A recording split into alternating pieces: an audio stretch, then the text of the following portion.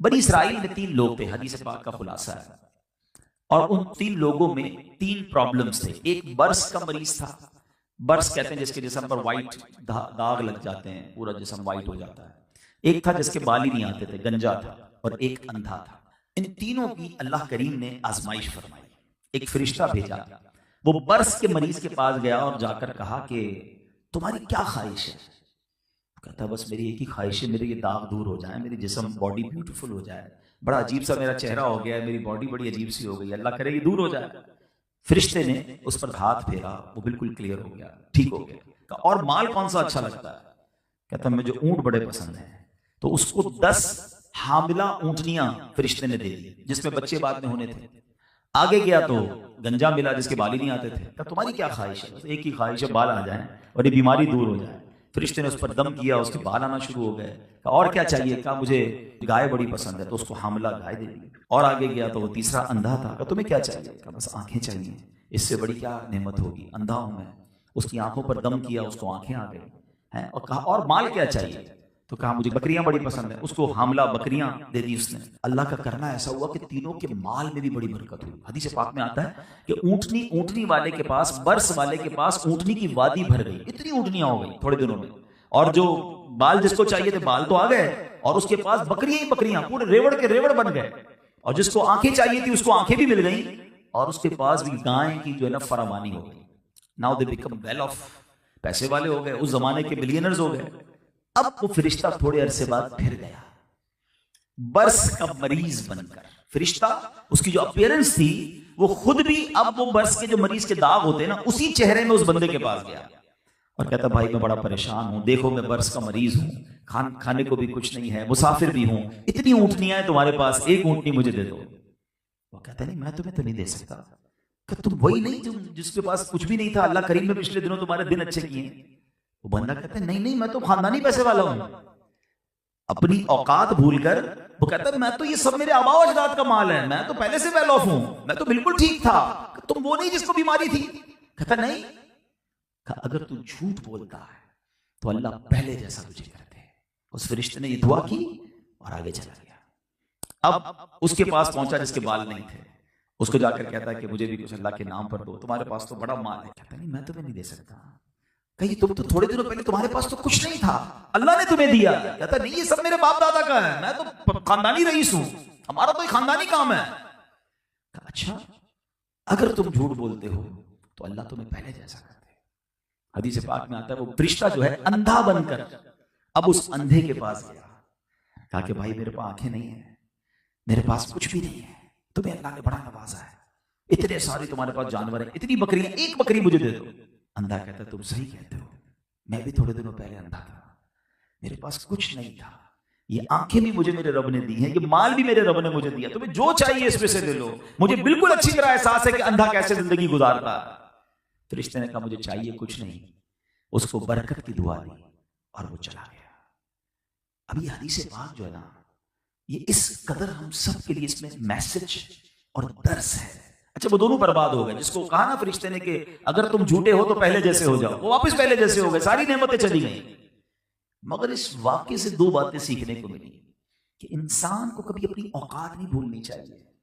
आज मैं और आप जो कुछ है ना, ये फकत रब की अता है, हमारी कोई होशियारी नहीं है। हमारे वही 2 कान हैं जो फकीर के होते हैं, वही 2 आंखें जो उसके पास भी हैं। एक गरीब आदमी सिग्नल पर, हमारी गाड़ी खुलती है तो हमारी गाड़ी पर वाइपर लगाता है, उसका कोई कसूर नहीं है कि आज वो वाइपर वाला और मैं एसी गाड़ी में बैठने वाला हूं, ये सिर्फ मेरे रब की मेहरबानी है, इसमें हमारा कोई कमाल नहीं है। मगर कभी कभी इंसान को ये बातें याद नहीं रहती, वो समझता है सब मैंने किया है, ये मेरी अकल है। नहीं जनाब, अगर होशियारी से ही पैसे मिलते होते, अकल से पैसे मिलते होते तो सारे दुनिया के प्रोफेसर अरबोपति होते। ऐसा नहीं है, पैसा अकल होशियारी से नहीं, मकाम अकल होशियारी से नहीं, अल्लाह की अता है। जिसको रब चाहे अता फरमाए, व तुइज़्ज़ु मन तशा व तुज़िल्लु मन तशा। और एक और बात याद रखनी है कि ये रब जब चाहे वापस भी ले सकता है, ये जब उसी ने दिया है तो फिर तो मेरे हाथ में कुछ भी नहीं है ना। जो जितना शुक्र अदा करता है, जो जितना अल्लाह का एहसान मानता है, जितना डाउन टू अर्थ रहता है, उसकी नेमतें, उसकी रहमतें उतनी बढ़ती हैं। और जो अकल कहते हैं ना, उसकी टोर ही बदल जाए, उसका स्टाइल ही बदल जाता है, उसको फिर बर्बाद होने से भी कोई नहीं रोक सकता। और ये नेमतों में इजाफे का फॉर्मूला भी यही है। अल्लाह ने कुरान में फरमाया, ला इन शकरतुम ला अज़ीदन्नकुम, तुम मेरा शुक्र अदा करो मैं तुम्हें और अता करूंगा। सुभान अल्लाह। यानी अगर हम चाहते हैं कि ये कंटिन्यू रहें, इसको जवाल ना हो, ये हमारी नेमतें छिन ना जाएं, तो इसका फॉर्मूला यही है कि शुक्र अदा करते रहे। मालिक, ये तेरी अता है, तेरी मेहरबानी है। और तकब्बुर ना करें, प्राउड ना करें, अपना कमाल ना समझें, और फिर और लोगों को हेल्प आउट भी करते रहे। अच्छा, इसमें जो है ना एक और कमाल की बात पता है क्या है? नॉर्मली हम कहते हैं, हमें सबको पता होता है क्या शुक्र करना चाहिए, लेकिन शुक्र जो है ना उसका इशू ये है कि हम समझते सिर्फ जबान से ही शुक्र शुक्र होता है, या अल्लाह तेरा शुक्र, या अल्लाह तेरी मेहरबानी। सिर्फ जबान से शुक्र नहीं होता, प्रैक्टिकली भी शुक्र होता है। मैं अल्लाह का शुक्र भी अदा कर रहा हूं, उसे नाराज भी करता रहूं, ये कैसा शुक्र है? मिसाल के तौर पे आपका एक मुलाजिम हो, आपके पास आए कि साहब मुझे कुछ कर्जा चाहिए, कोई हेल्प चाहिए। आपने कहा चलो बेटा मैंने तुम्हारी हेल्प कर दी। अच्छा वो कैसा, बड़ी मेहरबानी। आपने बेटा तेरा ये गिलास उठा के उधर रख दो, वो तो नहीं रखूंगा। बेटा तेरा गाड़ी निकालो, वो भी नहीं निकालूंगा। अच्छा कल टाइम पे आना, नहीं टाइम पे नहीं आऊंगा। आपकी मेहरबानी, मेहरबानी भी कह रहा है और बात भी नहीं मान रहा है, तो बताइए आप क्या करेंगे? या तो उसे फायर कर देंगे कि अजीब शुक्र है, अजीब थैंक्स है, कि जबान से थैंक्स कह रहा है, बात एक भी नहीं मान रहा है। हम में से बहुत सारे लोग ऐसे ही हैं जो जबान से तो थैंक्स अदा कर रहे हैं, जबान से तो अल्लाह का शुक्र अदा कर रहे हैं, प्रैक्टिकली अल्लाह को नाराज कर रहे हैं। ना नमाज पढ़ रहे हैं, नमाज एक्चुअली पूरी बॉडी का शुक्र है, आंखों से लेकर, सर से लेकर, हाथ से लेकर, पैर से लेकर, ये पूरी बॉडी का शुक्र है कि या अल्लाह आंखें दी, पैर दिए, हाथ दिए, सब तेरी बारगाह में झुका रहा हूं। इतनी सी देर लगती है नमाज में, उसका टाइम नहीं हमारे पास। फरमाया हराम ना कमाओ, हराम कमा रहे हैं, हलाल के करीब नहीं जा रहे हैं। ये कैसा शुक्र है? एक्चुअली शुक्र अल्लाह की इताअत का नाम है। यकीनन जबान से शुक्र अदा करना है, मगर लॉजिकली भी आपको समझ आता है कि शुक्र यह है कि जिसने दिया है ना उसको नाराज ना करें। होना क्या चाहिए वैसे? अगर आप थोड़ा सा सोचते हैं, अल्लाह अताएं बढ़ाए तो हमें सजदे बढ़ाने चाहिए ना, हमें सदके बढ़ाने चाहिए, हमें शुक्र बढ़ाना चाहिए। मगर इधर हाल यह है कि बंदे के पास जब थोड़ा होता है ना तो वो अभी भी कुछ ना कुछ अल्लाह की बात मान रहा होता है। जैसे जैसे बढ़ता जाता है वैसे कलपुर से निकलना शुरू होते हैं। बंदा कहता अभी तो दिन आए ऐश करने के, अभी तो मौज करने के दिन आए, कितने टाइम से रुका हुआ था भाई, माल ही नहीं था, पैसा ही नहीं था, मकाम ही नहीं था, अभी तो टाइम आया अरमान पूरे करने। ये बहुत बड़ी बेवकूफी है। अक्लमंदी ये है कि वो अताएं बढ़ाए तो हम सजदे बढ़ाए। हम खताएं बढ़ाते हैं, वो अताएं बढ़ाता है, हम नाफरमानियां बढ़ाते हैं, और फिर बाद में सर पकड़ कर रोते हैं कि यार टेंशन बहुत सारी है। अच्छा, इसी वाकये से एक और बड़ा जबरदस्त मैसेज मिलता है कि आजमाइश जो है ना वो सिर्फ बीमारी नहीं है।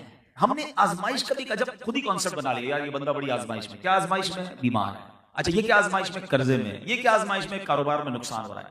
यकीनन ये आजमाइश है, लेकिन आजमाइश सिर्फ ये नहीं है, आजमाइश नेमतें देकर भी की जाती है।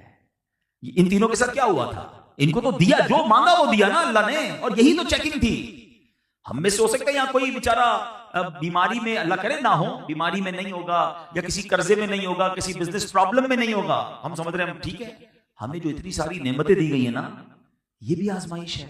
यही तो चेकिंग हो रही है कि दे रहे हैं तो फर्मा बरदार बन रहा है या नाफरमान बन रहा है। एक बड़ी प्यारी बात उलमा से सवाल किया गया कि हमें कैसे पता चले, हाउ वी कैन जज कि जो मुझे मिला है या मिल रहा है ये नेमत है या आजमाइश है? क्वेश्चन है ना। बंदा कुछ भी नहीं कर रहा फिर भी तरक्की पे तरक्की, कारोबार बढ़ता ही जा रहा है, ओहदे बढ़ते ही जा रहे हैं, एक कमेटी का चेयरमैन, दूसरा का भी चेयरमैन, उधर भी आगे तरक्की, पता चला ना अल्लाह की कोई फर्मा बरदारी कर रहा है, तरक्कियां हो रही हैं। अब बंदा कहता है नेमतें मिल रही हैं। तो ये कैसे टेस्ट हो सकता है कि जो मुझे मिल रहा है ये नेमत है या आजमाइश है? इसका बड़ा खूबसूरत जवाब उलमा ने दिया। फरमा ये चेक कर लो कि जो तुम्हें मिल रहा है इसके मिलने के बाद तुम अल्लाह से करीब हो रहे हो तो समझ लो ये नेमत है, और मिल भी रहा है और तुम रब से दूर भी हो रहे हो, समझ लो ये आजमाइश है। अब मैं और आप ये चेक कर लें कि मैं जब कम चीजें थी मेरे पास, जब वेल्थ कम थी या हेल्थ कम थी या सोर्सेस कम थी, रिसोर्सेस कम थी, नाम कम था, शोहरत कम थी, तब मैं अल्लाह के करीब था, या ये बढ़ती गई और मैं रब से दूर तो नहीं होता गया? इसका मतलब तो मुझे डील दी जा रही है, इसका मतलब तो मुझे टेस्ट किया जा रहा है। तो please come on right path. अकल भी यही कहती है, लॉजिक भी यही कहती है। जिस दरख्त पर जितने फल लगते हैं ना, वो दरख्त उतना ही झुकता है, वो अकड़ता नहीं है, कि दाना खाक में मिलकर गुले गुलजार होता है। आजी, इनकिसारी, हम्बल लोगों के साथ अच्छा बर्ताव, झुक जाए बंदा। और कभी कभी अकेले में आंसू भी बहाए कि मालिक इस काबिल नहीं जो तूने दे दिया, मेरी तो कोई ऐसी अच्छा अमल नहीं है।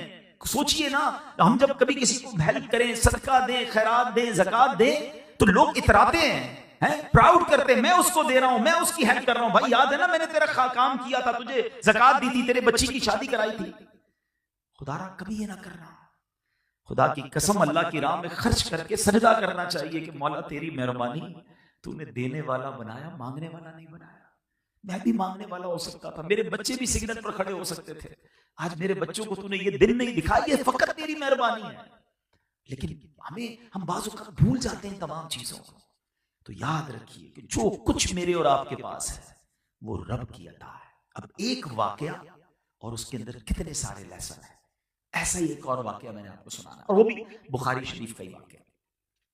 प्यारे आका अलैहिस्सलाम ने अपने सहाबा को सुनाया कि 3 दोस्त थे और किसी ट्रैवल पर गए, और जब ट्रैवल पर गए तो रास्ते में रात का वक्त हो गया, उनको आराम करने की जरूरत महसूस हुई। तो अब आजकल तो हम रास्ते में कहीं आराम करना हो तो होटल, मोटेल्स, बहुत सारी चीजें होती हैं, मतलब गाड़ी भी रोक के आराम कर लेता है। उस जमाने में तो ऐसा नहीं था। तो वो एक गार में उन्होंने पनाह ली, केव के अंदर, और गार को साफ किया और सो गए कि सुबह उठ के फिर आगे सफर करेंगे। और ये वाकया नबी पाक अलैहिस्सलाम से भी पिछले दौर का, it means thousands year ago, बहुत पुरानी बात है। तो उस जमाने में तो कोई ऐसा टेक्नोलॉजी तो थी नहीं।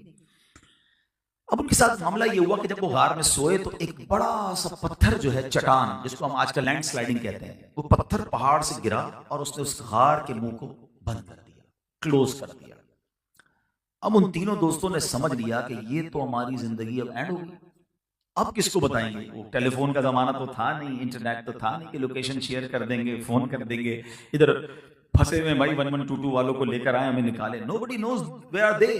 अब उन्होंने सोच लिया कि हमारी जिंदगी खत्म, अब कहां से निकलेंगे? सारी रात तो क्या, कई दिन इसमें कैद रहेंगे। बड़ी जान लगाया कि पत्थर 1 इंच भी ना हिला, बहुत बड़ी रॉक थी। अब उन 3 दोस्तों ने बड़ा कमाल का फैसला किया। कहते हैं यार, जान तो अब लगता है गई, एक ट्राई करते हैं, बारी बारी अल्लाह की बारगाह में दुआ करते हैं, ठीक, और अपने ही किसी नेक अमल का वास्ता अल्लाह को पेश करते हैं। अल्लाह करीम है, वो रहीम है, वो कर्म करेगा तो निकल जाएंगे। एक दोस्त ने हाथ उठाया, अल्लाह की बारगाह में दुआ करता है, या अल्लाह, मैं एक मजदूर आदमी हूं, लकड़ियां काटता हूं जंगल में, मगर मेरा एक रोज का रूटीन है, मामूल है कि जब मैं घर आता हूं तो बकरियों का दूध निकाल कर पहले अपने माँ बाप को पेश करता हूँ, फिर अपने बच्चों को पिलाता हूँ। एक रात में आया तो मालिक देर हो गई थी, वालिदैन मेरे सो गए थे, तो मैं वालिदैन के सराहने दूध का प्याला लेकर खड़ा रहा। बच्चे कहते भी थे, बाबा जान हमें पिला दो। मैंने कहा नहीं, पहले अम्मी अब्बू को पिलाऊंगा। मैं खड़ा रहा, वालिदैन सोते रहे। जब माँ बाप की लेट नाइट, सुबह के वक्त आंख खुली, मैंने उन्हें दूध पिलाया, फिर अपने बच्चों को पिलाया।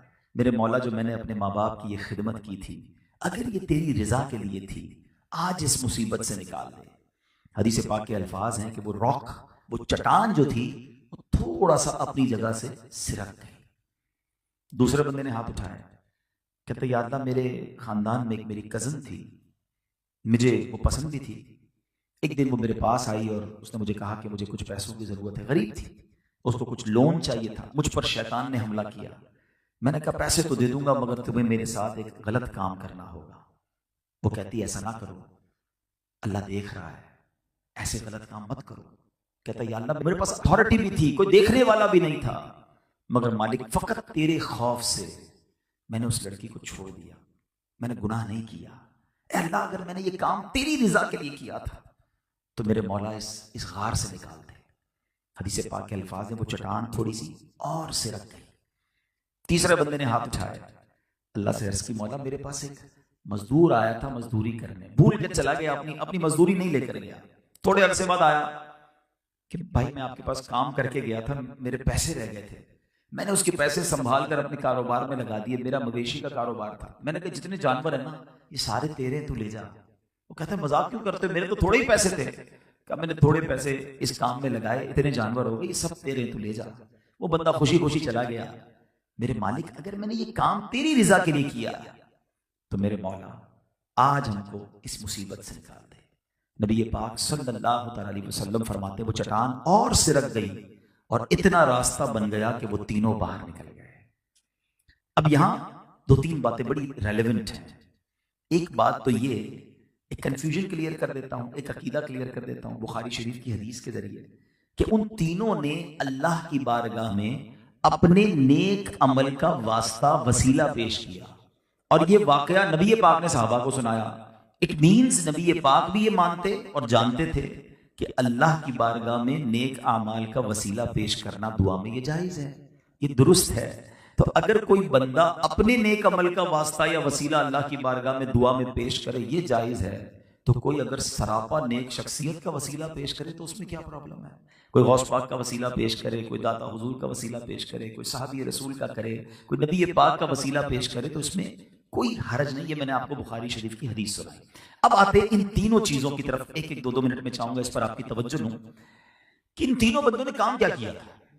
पहले ने क्या किया था? अपने माँ बाप की खिदमत की थी। माँ बाप जो है ना, ये अल्लाह की बहुत बड़ी नेमत है। खुश नसीब है वो मेरे भाई और मेरी बहनें जिनके माँ बाप इस वक्त मौजूद हैं। खुदारा उनकी खिदमत कीजिए, उनकी दुआएं लीजिए। ये चले जाएंगे ना फिर बहुत याद आएंगे। पूछो उनसे जिनके माँ बाप चले गए हैं, ये रहमतों का साहिबान है, ये हाथ उठाएं तो मुसीबतें टल जाती हैं। इतनी अजीम हस्तियां हैं कि अहादीस में मजमून आता है कि जो बच्चा अपने माँ बाप को मोहब्बत की निगाह से देखे अल्लाह उसे मकबूल हज का सवाब अता फरमाता है। साहबी रसूल ने बड़ा रेलेवेंट क्वेश्चन किया, हुजूर कोई अपने माँ बाप को 100 बार मोहब्बत से देख ले, घर में ही होते हैं ना, बार बार भी देख सकता है। अल्लाह के हबीब ने फरमाया अल्लाहु अकबर व अतियब, अल्लाह बहुत बड़ा और पाक है, कोई 100 बार देखे अल्लाह 100 हज का सवाब अता फरमाता है। अब जरा सोचें, मोहब्बत से देखने पर हज का सवाब है तो खिदमत का सवाब कितना होगा है? दवाई दिलाने का सवाब कितना होगा? हॉस्पिटल ले जाने का सवाब कितना होगा? व्हील चेयर चलाने का सवाब कितना होगा? तो जिनके माँ बाप मौजूद हैं ये तुम्हारे लिए मगफिरत का सामान है। हदीस पाक में मेरे आका फरमाते हैं माँ बाप ही तेरी जन्नत है, माँ बाप ही तेरी दोजख है। इसका क्या मतलब हुआ? उलमा फरमाते हैं कि इसका मतलब यह है कि अगर माँ बाप को राजी कर लो ना तो रब राजी हो जाता है। और चाहे नमाज, रोजे, हज, ज़कात, बहुत सारी नेकियां हो और माँ बाप नाराज हैं तो फरमाया वो काम नहीं आनी। तो माँ बाप जिनकी हयात है खूब खिदमत कीजिए, उनको नाराज ना कीजिए। और सेकेंडली जिनके माँ बाप चले गए, अब हम क्या कर सकते हैं? तो अब उनके लिए सदका जारिया वाले काम करें, उनके लिए दुआएं करें, इसाले सवाब करें। They need that. वो मुंतजिर होते हैं, उनकी रूहें इंतजार करती हैं कि बच्चे ने हमारे लिए क्या भेजा है। हमारा काम है कि जिनके माँ बाप चले गए वो उनके लिए दुआएं मगफिरत करते रहें, इसाले सवाब करते रहें। दूसरा अमल जो नौजवान ने किया था, उसके पास गुनाह करने का मौका था मगर क्यों गुनाह नहीं किया? कोई देखने वाला नहीं था मगर अल्लाह देख रहा है। ये अल्लाह को बड़ा पसंद है कि बंदा अकेले में भी उसका खौफ दिल में रखे। हमारे साथ बड़ा प्रॉब्लम ये, हम लोगों के सामने तो गुनाह नहीं करते हैं, वो देख ले, फला देख रहा है, खानदान में कोई देख रहा है, लोग कंट्री चेंज करके जाते हैं, यार पाकिस्तान में, कराची में तो बड़े जानने वाले किसी और जगह चलते हैं। ऐसा ना करो, कहीं भी चले जाओ रब देख रहा है। तुम दरवाजा बंद कर दो, लाइट ऑफ कर दो, कान में हेडफोन लगा लो, मगर जो देख रहे हो, जो सुन रहे हो या जो भी कर रहे हो वो रब देख रहा है। हजरत इब्राहिम बिन अदम रहमतुल्लाहि तआला की बारगाह में एक शख्स आया और आकर कहता है हुजूर मुझसे गुनाह नहीं छूटते, मैं बहुत कोशिश करता हूं मगर गुनाह नहीं छोड़ पाता, मेरी हैबिट बन गई है, मेरी आदत बन गई है, मेरे गुनाह नहीं छूटते। हजरत इब्राहिम बिन अदम ने बड़ी कमाल की, टू द पॉइंट और लॉजिकल गुफ्तगू की। आपने फरमाया ठीक है तुझसे गुनाह नहीं छूटते? का नहीं। का ठीक है कर लिया करो, मगर ऐसा करो जब गुनाह करने को जी चाहे ना तो अल्लाह के मुल्क से बाहर चले जाया करो। कहता है हजरत ये कैसे पॉसिबल है? जिधर भी ईस्ट वेस्ट नॉर्थ साउथ जिधर भी जाऊंगा अल्लाह का ही मुल्क है, रब की कायनात है। फिर तो अच्छी बात नहीं ना बेटा कि जिसके मुल्क में हो उसी की नाफरमानी करो। कहा अच्छा ठीक है, गुनाह करने का जी चाहता है? कहा बहुत चाहता है, फिर कर लिया करो, मगर फिर अल्लाह का रिस्क खाना छोड़ो। कहता हजरत ये कैसे हो सकता है? जो भी खाता हूं, जो जहां से जो भी मिलता है वो अल्लाह का ही है ना, अल्लाह का रिस्क कैसे छोड़ सकता हूं? फरमाया अच्छा फिर ऐसा करो, तुम्हें रब की नाफरमानी करने का बहुत जी चाहता है, कर लो, मगर ऐसी जगह छुप कर करो जहां अल्लाह ना देखे। अल्लाह की नजरों से छुप कर गुनाह कर लो। कहता ये भी पॉसिबल नहीं है। ऐसा कैसे हो सकता है कि मैं किसी ऐसी जगह को तलाश कर लूं दुनिया में सीसीटीवी कैमरे लगे होते हैं, बंदा कहीं ना कहीं ढूंढ लेता है कि यहाँ कैमरा स्पॉट नहीं है, लेकिन there is no place in the world कि मैं जहां चला जाऊं और रब ना देख रहा हूं। अल्लाह की कुदरत है हर तरफ। अच्छा ये भी नहीं कर सकते? कहा ये भी नहीं कर सकता। कहा अच्छा फिर यूं करो, जितने गुनाह करने कर लो, मगर जब मौत के वक्त फरिश्ता आ जाए ना कब्ज करने के लिए रूह, तो उसको मना कर देना, कहा नहीं अभी रुक जाओ, मैंने तौबा करनी है। कहता हजरत ये भी पॉसिबल नहीं है। जो लम्हा, जो घड़ी, जो वक्त लिखा है वो तो मुझे फरिश्ता कब्ज कर लेगा रूह, मुझे कोई चांस भी नहीं मिलेगा, पहले से नोटिस भी नहीं मिलेगा कि मैं तौबा कर लूं। अच्छा ये भी नहीं कर सकते? कहा ये भी नहीं कर सकता। अच्छा फिर एक काम करो, जैसी मर्जी अयाशी वाली जिंदगी गुजार लो, क़यामत के दिन फरिश्ते तुम्हें खींचकर जहन्नम की तरफ ले जाएं तो मना कर देना। कहा मैं नहीं जाऊंगा। कहता हुजूर ये कैसे पॉसिबल है? Nobody have power to deny angels on the day of judgment. उस दिन कौन पावर रखेगा कि फरिश्तों को मना कर दे क़यामत के दिन? अब आपने समरी बयान की, आपने कहा बेटा तुम अल्लाह का रिस्क खाना छोड़ नहीं सकते, अल्लाह के मुल्क से बाहर निकल नहीं सकते, अल्लाह की नजर कुदरत से छुप नहीं सकते, कयामत के दिन फरिश्तों को मना कर नहीं सकते, मौत के वक्त को टाल नहीं सकते, फिर एक ही काम कर लो, गुनाह करना छोड़ दो, फिर नाफरमानी छोड़ दो। जब वो सारे काम नहीं कर सकते तो फिर एक चीज तो कर सकते हो ना। अब वो ज़ारो कितार रोने लगा और उसने कहा बात आपकी ठीक है, अब मैं अल्लाह की नाफरमानी से तौबा करता हूं। तो आज की मैसेज हमें लेके जाना है कि उस जो गार वाले नौजवान ने दुआ की थी ना कि he have control on that girl, उसके पास चांस था बुराई करने का, मगर क्यों नहीं किया? अल्लाह देख रहा है। बस अल्लाह से ये दुआ करो कि ये दिल में एहसास उजागर हो जाए। ये इम्तिहान है मेरा और आपका दुनिया में। आजमाइश पर बात हो रही थी ना कि हम समझते हैं कि आजमाइश सिर्फ बीमारी परेशानी में, ये भी बड़ी आजमाइश है कि गुनाह सामने है, दिल ललचारा है, हराम पैसे, ओहो डील आ गई है सामने, इतने पैसे, एक ही तो झूठ बोलना है, एक ही तो साइन करना है, एक ही तो फॉर्जरी करनी है, एक ही तो रूल ब्रेक करना है। यही तुम्हारा इम्तिहान है कि ये अल्लाह देख रहा है कि रब की रिजा चाहिए या दुनिया का माल चाहिए। अकेले में बंदा है, गुनाह करने को जी चाह रहा है, कोई रोकने वाला नहीं, और उधर बंदा अल्लाह के खौफ से रुक जाए कि रब देख रहा है। एक हदीस पाक है, तवील हदीस है कि कयामत के दिन जिन खुश नसीब लोगों को अल्लाह के अर्श का साया मिलेगा ना, उनमें एक खुश नसीब वो भी है कि जिसको गुनाह करने का मौका मिले, बुराई करने के लिए कोई औरत बुलाए और वो कहे कि नहीं मैं अल्लाह से डरता हूं। इन तमाम चीजों को ज़हन में रखना। अल्लाह करे कि यह है मुश्किल, मगर ये कब मिलेगा कि जब बंदा ऐसे लोगों की सोहबत में रहे कि जहां खौफ खुदा की बात होती हो, जहां आखिरत की बात होती हो। दुनिया में चंद दिन तो देखिए गुनाहगार की लाइफ भी गुजर जाती है, नेकूकार की लाइफ भी गुजर जाती है, मरना हम सबने है। और जब कब्र में जाएंगे ना, नॉर्मली सोसाइटी, कॉलोनी या बाहर से घर देखकर आपको पता चल जाता है कि यहाँ कैसे लोग रहते हैं। अब डिफेंस जाए तो लगता है यार यहाँ वेल ऑफ लोग रहते हैं, लियारी की तरफ जाए तो यार यहाँ गरीब लोग रहते हैं। कॉलोनी देखकर पता चल जाता है, कब्रिस्तान में कब्र देखकर पता नहीं चलता कि अंदर क्या हाल है। सब कब्र एक जैसी होती है, किसी की कब्र जन्नत का बाग होती है और किसी की कब्र दोज़ख का घड़ा होती है। अब ये फैसला होगा हमने जिंदगी कैसी गुजारी है। यहां से बुकिंग नहीं हो सकती। हम इस वक्त अमेरिका जाएं, यूरोप जाएं, कहीं भी जाएं, अपनी मर्जी का होटल बुक करते हैं, अपनी मर्जी का रूम बुक करते हैं। पहले जनाब booking.com पे जाके कैसे रूम है, वॉशरूम कैसे हैं, कितनी जनाब उसके स्टार्स कितने, रिव्यू कितने, 4-5 दिन के लिए जाना है, उसके लिए इतना जनाब हम सेटअप चेक करते हैं। गाड़ी कौन सी होगी तो जनाब वेदर कैसा होगा। यार जहां 4 दिन जाना है उसके लिए इतनी तैयारी, इतने रिव्यूज। मैं आपको नबी पाक के रिव्यू बता रहा हूं ना कि कब्र में 2 ही तरह की कब्रें होंगी, there is no third option. 2 ही कब्रें होती हैं, या तो जन्नत का बाग है या तो दोज़ख का घड़ा है। बुक करो ना कौन सी करनी है। 4 दिन के लिए नहीं होगी, कयामत तक के लिए होगी। हजारों साल से लोग कब्र में हैं, और मैं और आप जब मरेंगे तब भी हजारों साल, पता नहीं कितने 100 साल 1000 साल कब्र में रहना पड़े। आज रूम के अंदर तो एक कॉल करते तो बंदा वेटर आकर कॉफी दे जाता है, हमारा जो चीज चाहिए फौरन आ जाती है। उधर कोई नहीं आएगा, मैं हूंगा, मेरे अमाल होंगे, बट nobody have to। अच्छा, उसके बारे में बात करने के लिए भी कोई तैयार नहीं है। अभी तो घर में बैठ के बात हो ना, यूरोप जाना है, जरा कोई कहता नहीं सिंगापुर जाना है, अच्छा रुको जरा चेक करता हूं क्या होता है। अभी बात होती है तो हम उसकी सर्चिंग शुरू कर देते हैं। जिधर नहीं जाना उधर भी रोज चेक करते हैं। वो कभी कभी तो किसी वो booking.com पे कोई मुल्क एक बार सर्च कर लो तो बार बार वो मैसेज भी कर रहा होता है, आपने एक बार सर्च किया तो जाना नहीं जाना दोबारा, याद कर रहा है तुम्हें, वो मुल्क कॉल कर रहा है। अरे मुल्क कॉल कब से करता है, कब्र रोज कॉल कर रही है, लेकिन उसके बारे में कोई बात भी नहीं करता है, उसके बारे में कोई डिस्कस ही नहीं करता है। बाजू का शैतान है ना, कहते हैं अरे मौलाना साहब बातें बहुत अच्छी कर रहे हैं, मेरी बातें हो रही है, दिमाग में डाल रहा हूँ, बिल्कुल ठीक बोल रहे हैं, लेकिन बस अभी अभी तो जवानी है, बस 50-60 साल बाद मैंने भी अल्लाह अल्लाह ही करना है, मैंने क्या करना है। लेकिन क्या आपने जवान मरते नहीं देखे? आपके पास गारंटी है कि आप 50-60 साल तक जिंदा रहेंगे? मैं अभी आपको रिसेंट वाकया सुनाता हूँ, पिछले हफ्ते की बात है।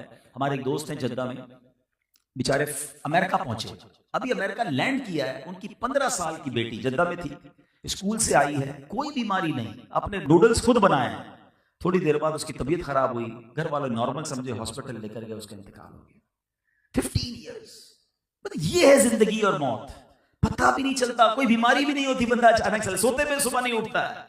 इन तमाम बातों के बाद पता है समझ क्या आती है कि हम रोज ऐसे जिंदा रहें कि अगर आज मरना पड़ गया तो वो सफर तैयार है, कब्र ऐसी होगी कि जन्नत का बाग बन जाएगी, मैं लाइफ ऐसी गुजारूं। देखिए मुझे और आपको कोई मैसेज नहीं आएगा, आजकल एक मैसेज आता है कभी कभी मोबाइल कंपनीज की तरफ से कि योर डाटा इज गोइंग, खत्म होने वाला है, ऑफ होने वाला है, जल्दी से टॉप अप कर लें, अपना बैलेंस डलवा लें, क्योंकि थोड़े ही जीबी रह गए, थोड़े ही जनाब आपके मिनट्स बाकी रह गए। जिंदगी में कोई मैसेज नहीं आएगा कि जनाब 3 दिन रह गए, तौबा कर लें, आज आखिरी दिन है, अल्लाह को याद कर लें। सुबह बंदा घर से निकलता है और शाम जनाजा घर पे आता है। क्या ऐसा नहीं होता? हमारे साथ होता है, हमारे दोस्तों के साथ हुआ है। तो काश मैं और आप तैयार रहें, आगाह अपनी मौत से कोई बशर नहीं, सामान 100 बरस का है, पल की खबर नहीं। और जो तीसरा बंदे का वाकया था वो क्या था कि उसने एक मजदूर की मजदूरी संभाल के रखी, अच्छी जगह इन्वेस्ट की, जब वो आया तो उससे ज्यादा करके दी, अल्लाह ने दुआ सुनी ना, गार से निकल गया ना।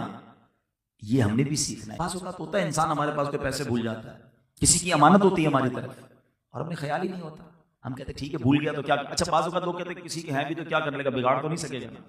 ठीक है आज हमारा कोई बिगाड़ नहीं सकता, मगर एक दिन तो जवाब देना पड़ेगा ना।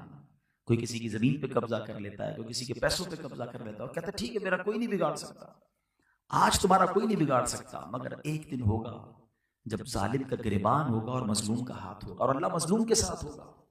मजलूम, जब मैंने पिछले दिनों पंजाब गया तो एक बड़ा प्यारा जुमला सीखने को मिला, वो कहते हैं ताकतवर से ना डरो, माड़े आदमी से डरो, जो कमजोर होता है ना उससे डरो, क्योंकि ताकतवर वो ताकतवर तुमको मैं उससे ज्यादा ताकतवर हूं, कमजोर जो होता है तो वो हाथ उठाता है ना तो वो अर्श तक जाती है सदा, अल्लाह खूब उसकी पुकार सुनता है और फिर बेड़ा गर्क हो जाता है जालिम का।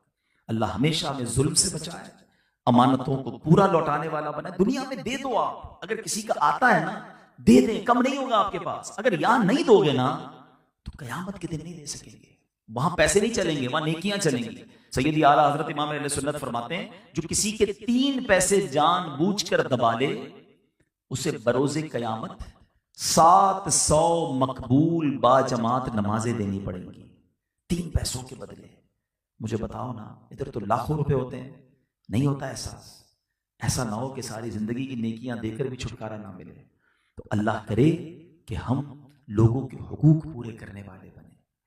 बहरहाल आज मैंने आपको 2 बुखारी शरीफ के वाकयात सुनाए और ये दोनों जबरदस्त मैसेजेस हैं हमारे लिए, अगर हम असर लेने वाले बने। और हम थोड़ी सी दोहराई कर लेते हैं। पहले वाकये में हमने शुक्र के बारे में सीखा, अल्लाह की नेमतें हैं तो उसका शुक्र अदा करें, नाशुक्री ना करें, ये ना सोचें ये मेरा है, ये मैंने कमाया है, या मुझे ये इज्जत मेरी कोशिश की वजह से मिली है, जो मिला है रब की अता से मिला है, उस पर तकब्बुर ना करें। और दूसरे वाकये में हमें सीखने को मिला 3 बातें, माँ बाप का अदब, अकेले में भी गुनाह से बचने की कोशिश, और थर्ड अमानतें पूरी लौटाएं, किसी का हक ना दबाएं। तो इंशाअल्लाह अगर इन 4 बातों को हम पकड़ लें और इस पर अमल करने वाले बन जाएं, अल्लाह ने चाहा